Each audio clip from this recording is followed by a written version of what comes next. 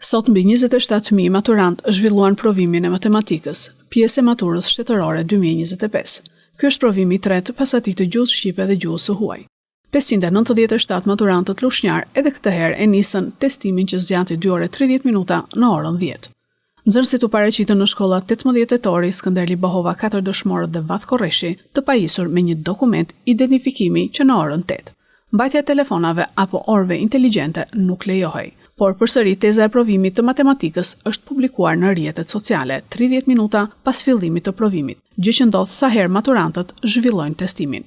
Maturantët do t'i nënshtrohen më 24 qershor edhe provimit të fundit, atij me zgjedhje, që përfshin lëndë nga shkencat e natyrës, kimi, fizik, biologji, nga shkencat shoqërore, histori, gjeografi, qytetari dhe psikologji, filozofi dhe sociologji dhe artet, ekonomi, histori arti, histori muzike, histori baleti.